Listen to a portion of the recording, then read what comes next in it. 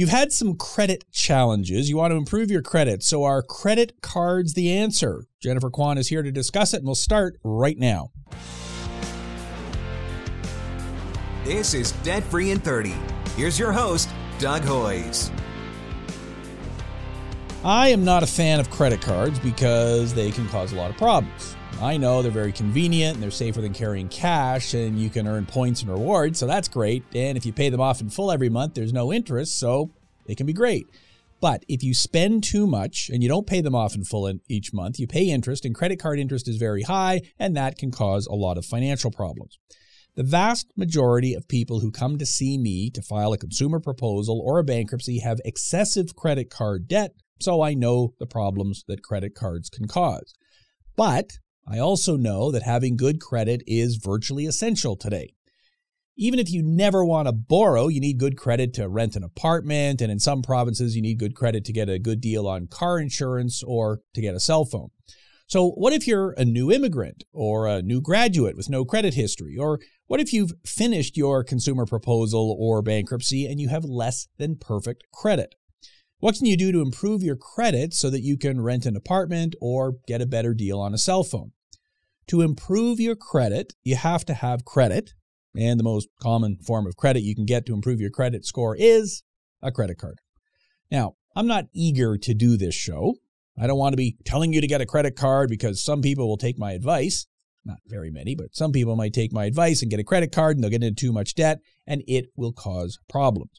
But for many people, it is necessary, so I'm going to do the show, but let me emphasize this point again.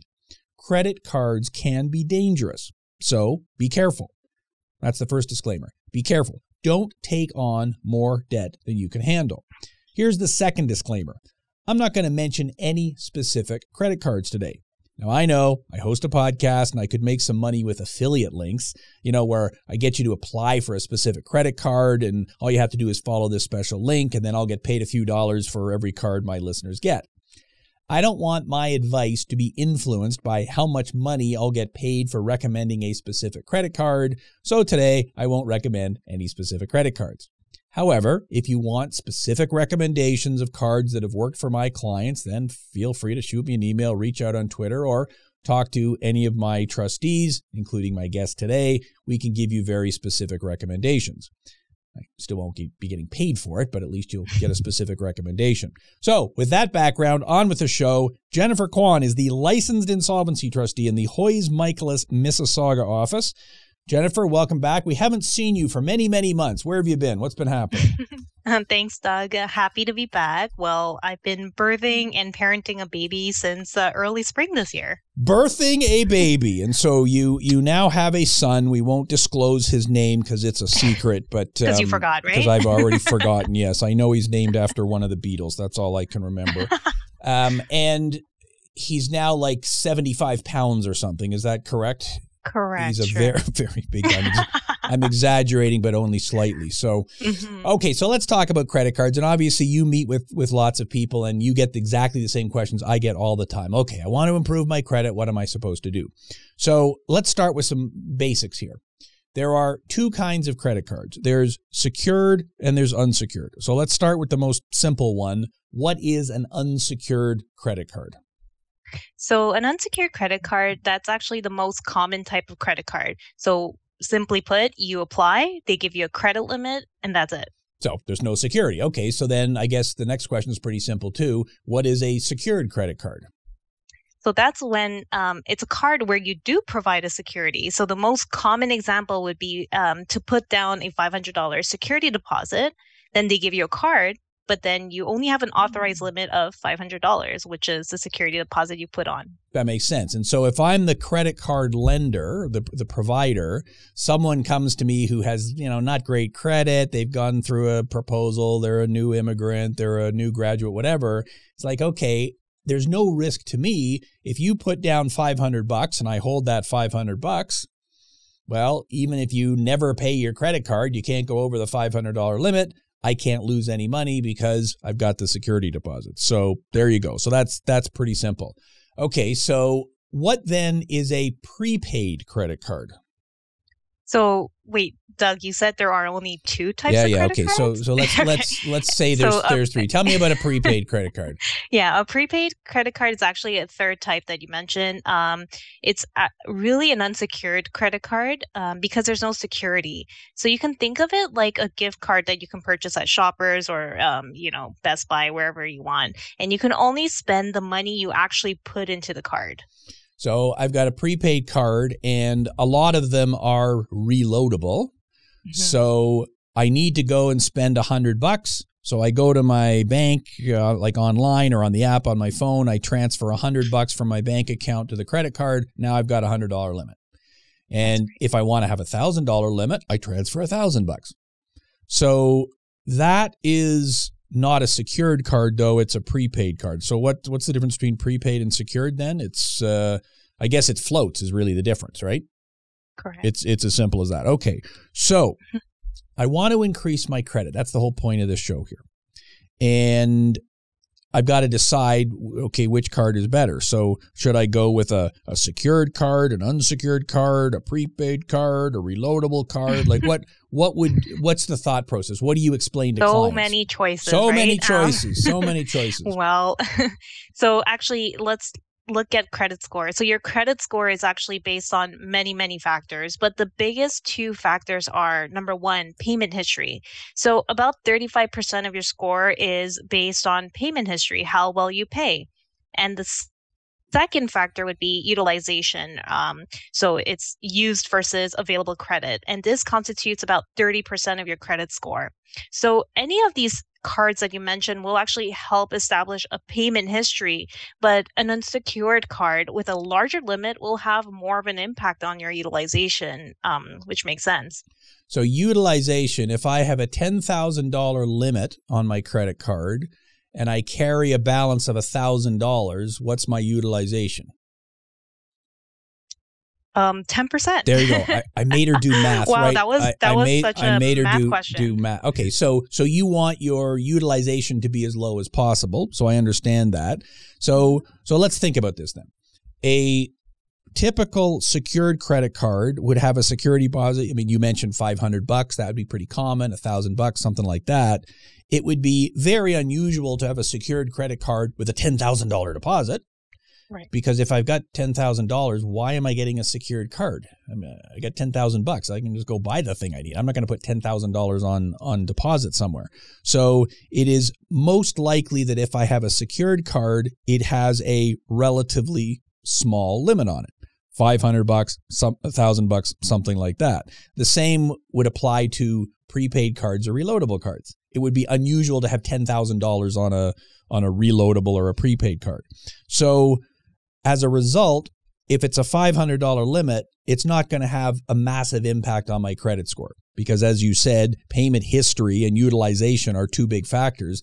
Well, if I've only got a $500 limit, how much can I possibly be utilizing? Like I'm always going to be at 0 or 5 or 100%. Like there's not a whole lot of middle ground. Same with payment history. How much history can I have on a $500 card? So a secured card doesn't have a major impact on your credit score. So what's the point then? Why would I go and get a secured credit card? If I'm trying to improve my credit score, why do I bother getting a secured credit card? That's actually a good question. It's sometimes you really just don't have a choice because, like you mentioned, your credit is damaged or your only option may be a secured or prepaid card, right? So that's where you have to start, unfortunately. Yeah, you're right. It's a starting point. So if you've got no options for anything else, okay, I got $500 saved up. I'll get a secured card. At least it gives me access to something. So let's talk about timelines now. When should you be thinking about rebuilding credit? Is there a better time, a worse time? Walk us through the thought process. Right. I mean, there is always a better time. I think the first step is to actually get out of debt. Okay. So having more debt than you can handle obviously hurts your credit score, right? And if you have too much debt, more debt won't help. So perhaps you do have to file a consumer proposal first to eliminate your existing debt. Then you can start rebuilding the process. I like the way you got the commercial in there. So, Hoyes Michaelis, we do consumer proposals. So yeah, but I totally agree. And the typical person who comes in to see you or me, it has somewhere in the neighborhood of $50,000 worth of unsecured debt. And so they come in and it's like, well, my credit score isn't very good. Yeah, I know. You got $50,000 worth of debt. I'd like to improve my credit score. Well, the first step, get rid of that debt. And I understand that when you file a consumer proposal, your credit score may actually go down when you file it because now there's a note that says you filed a consumer proposal. But what you're doing is eliminating the debt, and then from there you can start to rebuild. So I totally agree. You got to get rid of the debt first. So, okay, we eliminate the debt first. That kind of makes sense. So is the credit card the best first step, or should I be thinking more along the lines of, well, I'll get a car loan or some other kind of credit? Wow. That's a very good question. So all credit actually does impact your credit score, but a car loan, yes, could definitely improve your credit. But you may need need to start small with a smaller, like $1,000 credit card limit before you get a $40,000 car loan approval. So my first recommendation would be, yeah, you got to start small. Yeah, if I walk into the car dealership and I'd like to buy that $40,000 or $50,000 or $100,000 vehicle, it's like, well, you got no credit. Whereas if I've at least established some credit, even with a small credit card, that's again starting the process. So the other reason that a credit card is so impactful on your credit score is that it is revolving. Now, in your former life, before you came to Hoyes Michaelos and started birthing kids, you were a lawyer. So give us the legal definition of revolving. Let me go dig up my law book. Get those books out. Get those books out. Wow, they're very dusty from 10 years ago, but I'll give you a practical definition, Doug. And you have the ability to make it actually go up and go down. That's what revolving means. You can control it, go up or go down. Which is different than a car loan then. Yeah. So if you get a car loan or mortgage, every month you make a payment and the balance goes down. So it's a one-way street, right? But a credit card, it actually revolves. So you have certain months where it's up and certain months that are down, meaning the balance can go up one month and down the next month and then back up again. You control the balance. And because you control it, that gives you more power to actually impact your credit. So you can show that you're a responsible human being by paying it off every month. And that's why credit cards have the biggest impact on your credit score. Well, and let's go back to something you said earlier. You said two of the big factors in your credit score are payment history and utilization. And so this whole revolving thing impacts both payment history and utilization. So if you are paying it every month, then obviously that shows a positive payment history. And I assume you agree with me when I say that your goal should always be to pay your credit card off in full every month. Oh, absolutely. I made a mistake like maybe 20 years ago. So yeah, and you know that it can come back to bite you. And in fact, I take it even one step further, which is to say pay your credit card off in full every time you get paid. So if you are paid biweekly at your employer, then pay your credit card off in full every time you get a paycheck, because that will show an even better payment history, right? I agree. And obviously that will also impact utilization, right? Because absolutely, utilization is how much of the authorized limit am I carrying? So let's do the math question again. I got a $10,000 limit, $1,000 is my utilization. What's my percentage, Jennifer? Go. 10%, there you go. 10%, Doug. Nailed it. What if I had made it $2,000? Then what would have the answer been? Oh, man, I got to get out my calculator, probably 20%. There you go. So if you pay your credit card in full every payday, that will keep your utilization lower. Right.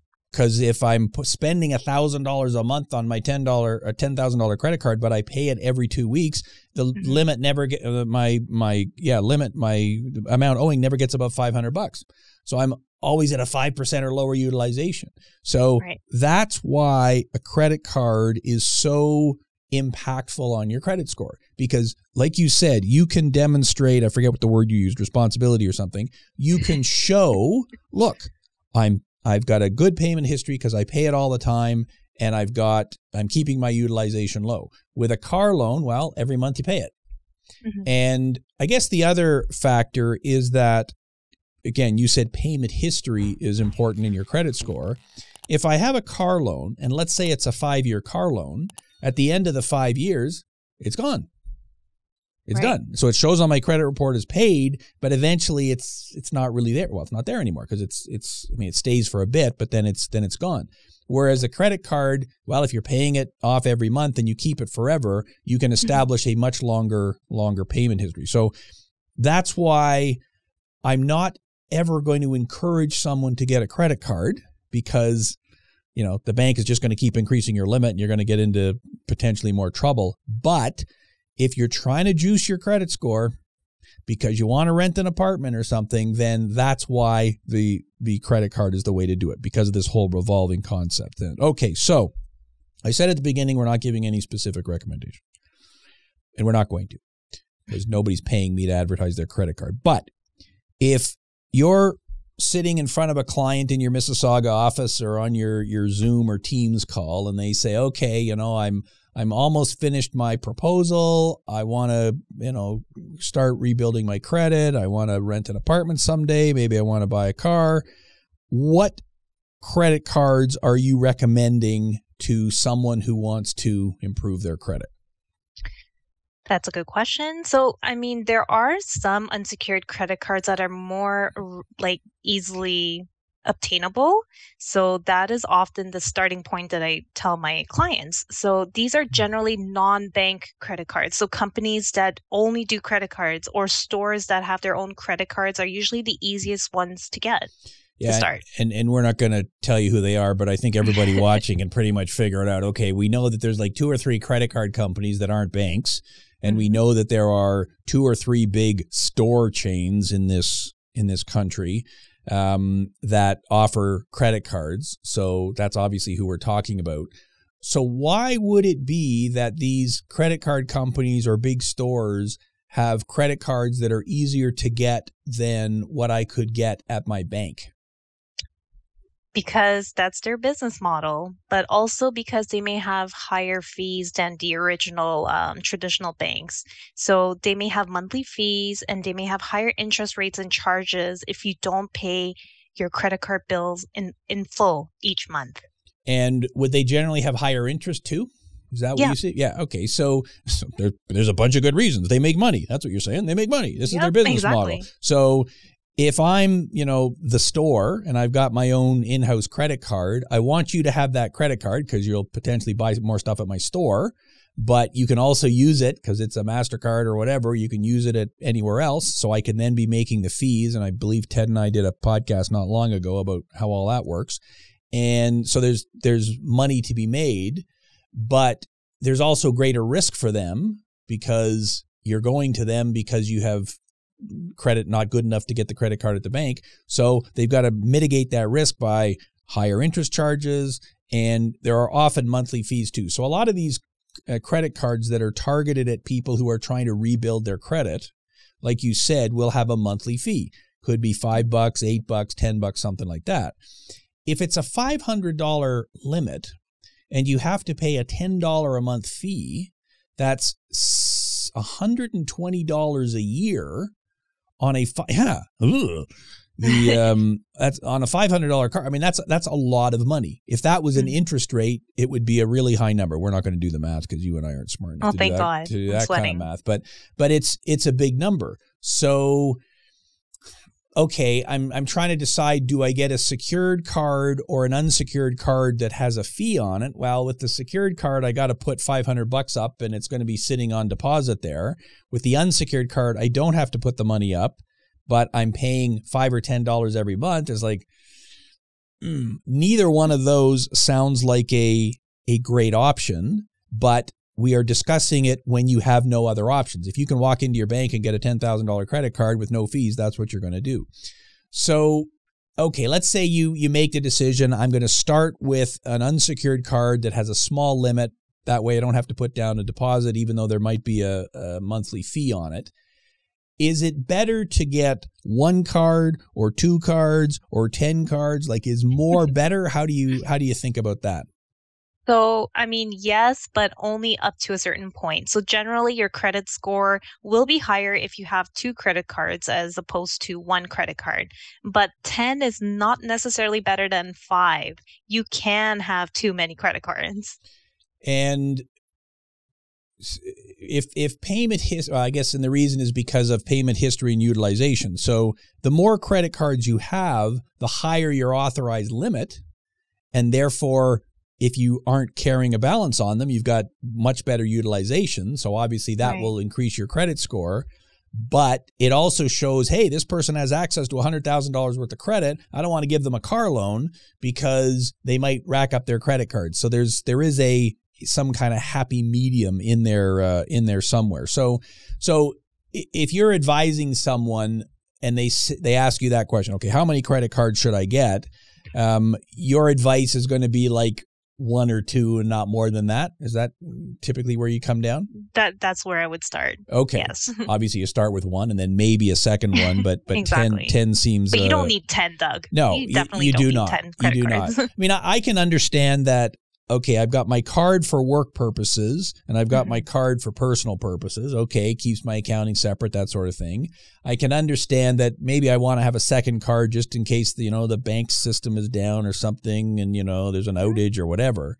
But beyond that, yeah, you're likely getting yourself into trouble by having too many. So, okay, Let's go to the practical advice section of the podcast, even though I think this whole thing has been practical advice. But so the phone rings and it's someone with a lot of debt and their credit score is already bad. Okay, so they're already having trouble renting an apartment. They're already kind of in big trouble. So where do you start? What advice do you give that person?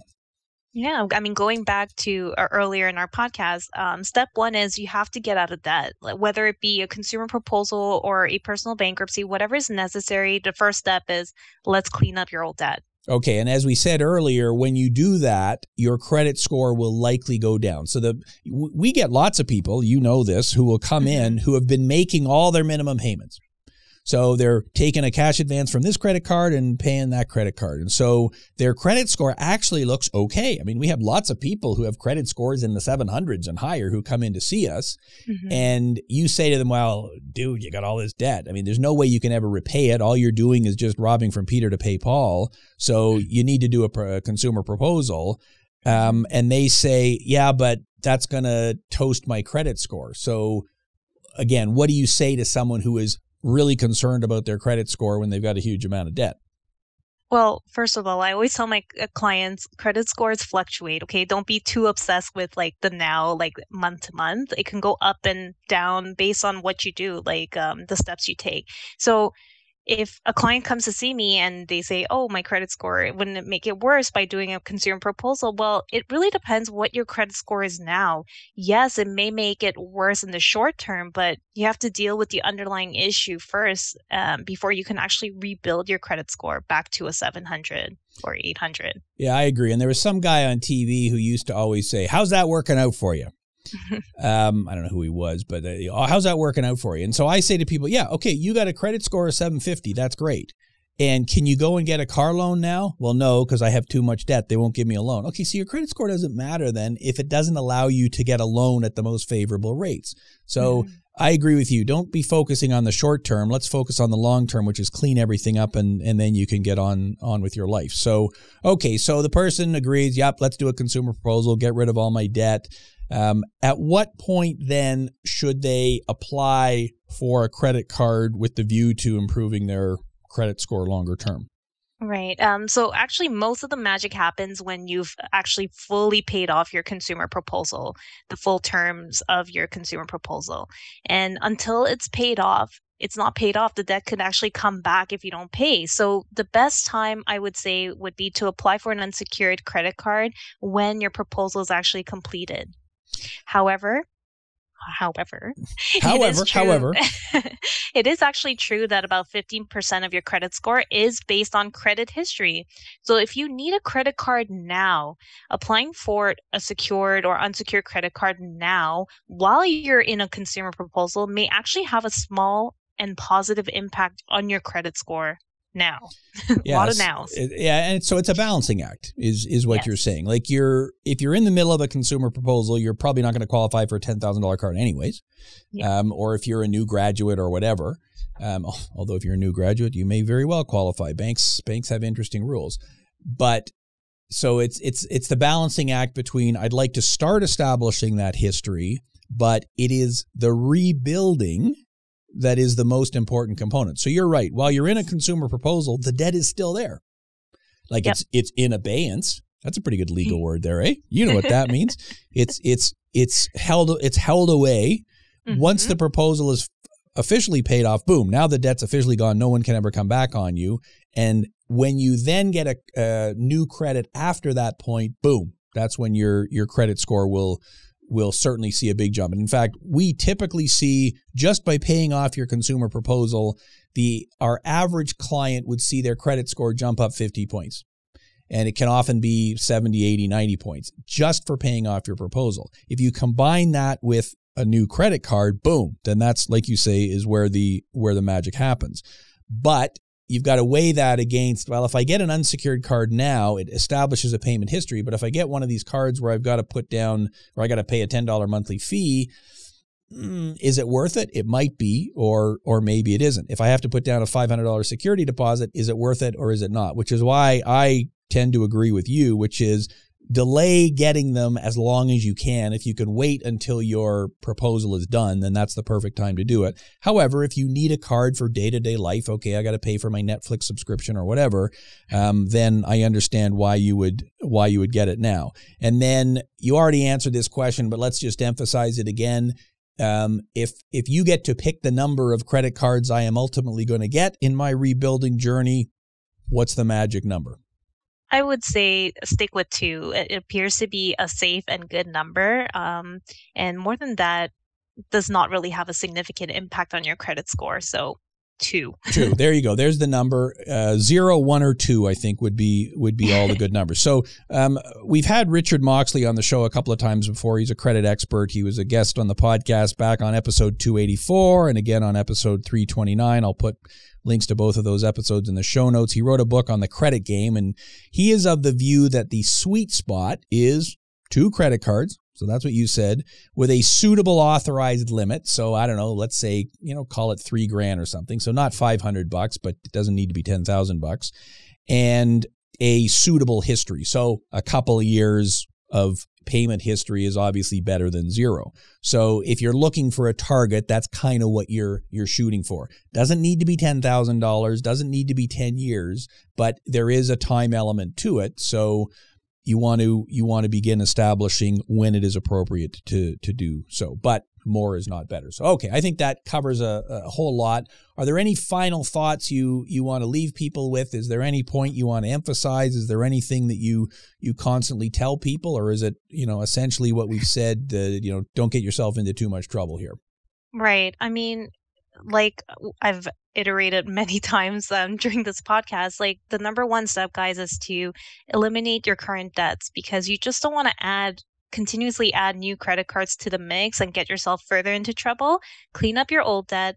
Once that's established, then it's much easier to rebuild credit history, good start. So like a fresh start, as we would say. Oh, I like that. So, I like that. Yeah. Another commercial there, fresh start. That's perfect. Yeah. Yeah, I agree. And I think you want to take a look at what your ultimate objective is here. So if the answer is, look, I live in the city, I'm never buying a car, and I'm never buying a house, I'm perfectly happy renting. Okay, well, so long as you have good enough credit to rent an apartment, then let's not be obsessing over it. If you really, really want to be buying a house someday, and I mean, we are recording this in 2022 in, I don't know what month it is, November or whatever. The real estate market has had a bit of a downtick over the last little while as interest rates have gone up. So buying a house 2 or 3 years from now is actually becoming something people are considering again, as opposed to when they knew there was no chance they could ever do it. So, okay, if your ultimate objective is that, then I understand. You got to do things to improve your credit. And so, credit cards are a way to do that. But you want to keep in mind, the reason I'm doing this is someday I want to buy a house. I'm not using the credit card so I can borrow money. I'm just playing the game. I want to improve my credit score for that purpose. So I'm paying them off every payday, keep my balances as low as possible. That's the way I'm going to do it. So if you can do that, then I think it all works out. So Jennifer Kwon, thank you very much for taking a break from your son, and I'm sure you're happy for the break. But thank you, I am. And I know you have many clients to see today, so I appreciate that. So that is our show for today. I will put links in the show notes to what we've talked about, including our previous episodes with Richard Moxley, who's talked about this in greater detail. I'll put links to how you can reach Jennifer Kwon if you happen to be in the Mississauga area or anywhere with Zoom. She's happy to talk to you. If you're watching this on YouTube, hit all the buttons, like, subscribe, notification. You know how all this works, right, Jennifer? You're always clicking all the buttons. And that helps the algorithm get this show out to more people. If you're listening to the audio podcast, thank you very much. It's available on Apple Podcasts, Spotify, all the different platforms. So a new show comes out every Saturday morning. There will be a new show next week. So until then, thank you for listening. I'm Doug Hoyes. That was Debt Free in 30.